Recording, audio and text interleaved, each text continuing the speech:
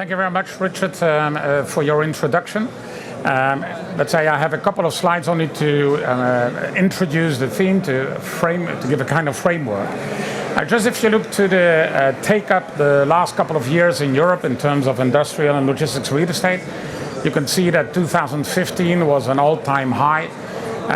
The green bars, which is about nearly 5 million square meter of the total 18 million square meter industrial, which was taken up in 2015. You can see that Central and Eastern Europe on the top of the bars is relatively strong, but the same goes for the UK, for Germany, for example, which is the dark blue bar. This is until 2015, so you see an all-time high, but also if I look to the reports of JLL and CBRE and Colliers about the first 6 months of this year, you still see that there's a positive trend, that the first half year was strong, that the net absorption rate was still very positive.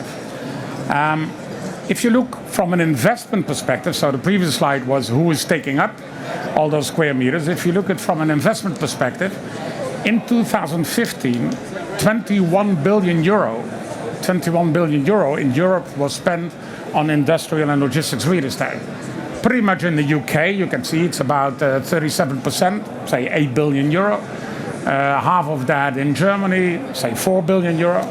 But a $21 billion euro market is really a substantial market where companies are looking to spend their money, and they obviously do that against good returns. Now the question is, if you talk about industrial and logistics real estate, what are the hubs, what are the emerging locations where logistics plays an important role? Two reports on that. One is from CBRE, who did a global study on what they called existing global hubs and emerging ones. So the existing are pretty much, I would say, the already long metropolitan areas around the world. And the existing ones for Europe are here in blue, and the red triangles is more the emerging hubs. So if you talk about some regions, still look to the Spanish regions, just due to their regional size, Barcelona, Madrid have an important logistics function.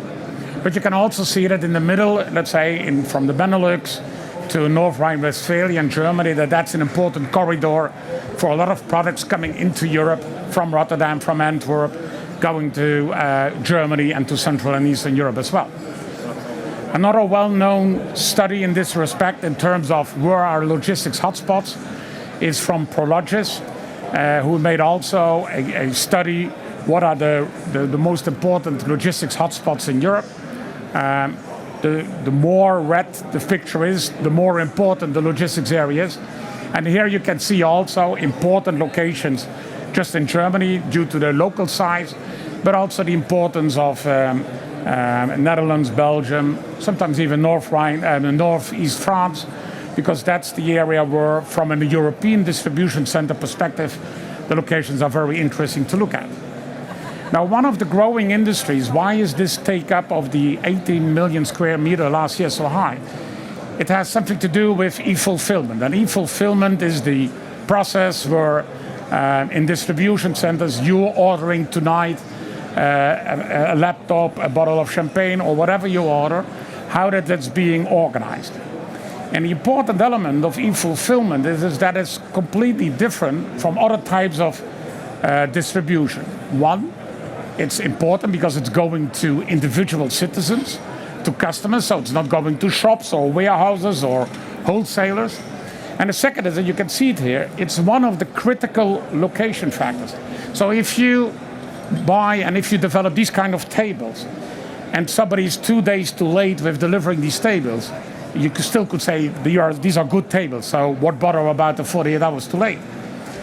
But in e-fulfillment, in e-commerce, supply chain is critical.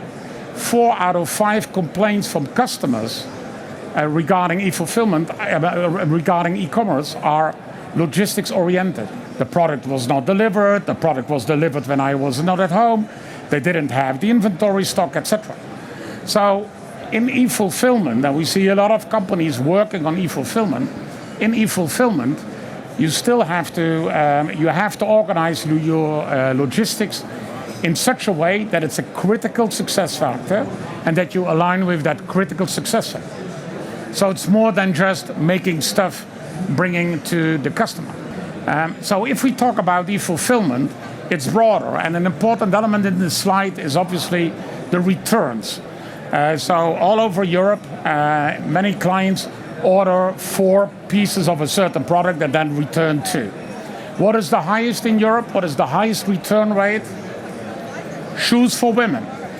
62% of the shoes you ordered, so don't bother if you have tonight again buying shoes and you send them back, because 62% of the shoes ordered by women in Europe is being returned the other day because they don't fit, the color's not right, etc.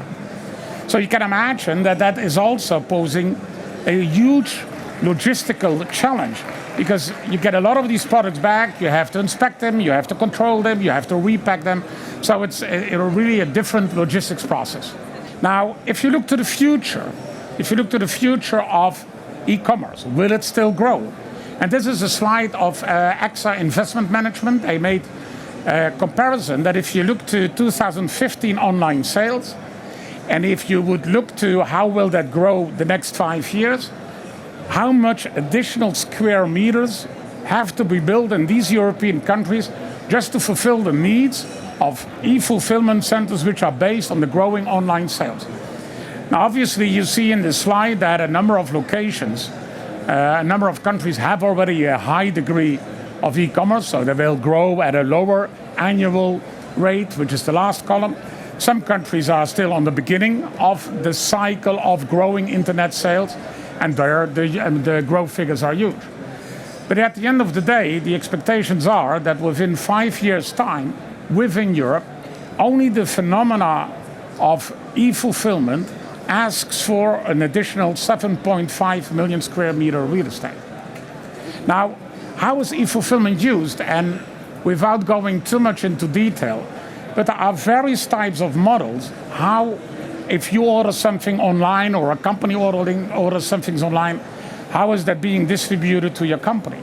Sometimes it's directly shipped from the producer to you at home. Sometimes it comes from a mixed distribution center. So a distribution center which not only delivers shops and wholesalers, but also customers.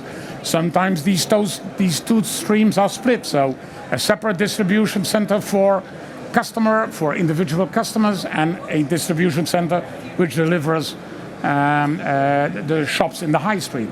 So you see there are various types of models, and a lot of companies who actually have growing e-commerce are struggling with the fact, what kind of distribution model do we need to fulfill the need of our customers who order more online sales?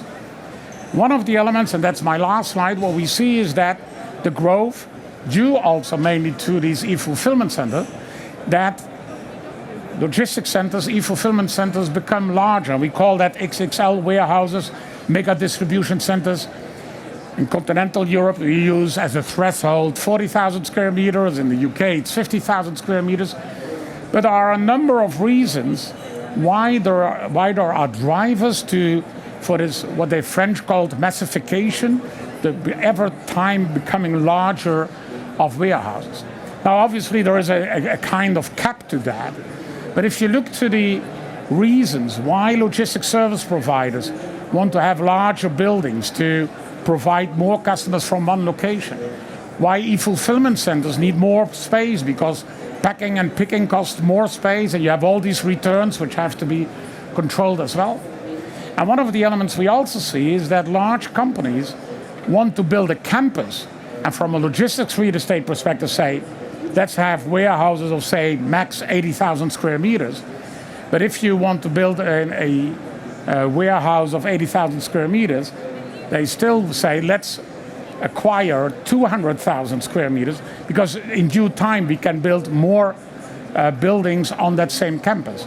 So I think in the future what we will see is that not only the distribution centers, the buildings will grow, but to a certain extent, but that companies will also ask for more large campuses. Think about 15 to 20 hectares, 150 to 200,000 square meters, in order to have several buildings of, say, 80,000 square meters to fulfill the needs of one customer or more customers, but with less risk from a real estate perspective. So that, Richard, as a kind of introduction, and open to debate as well. Thank you.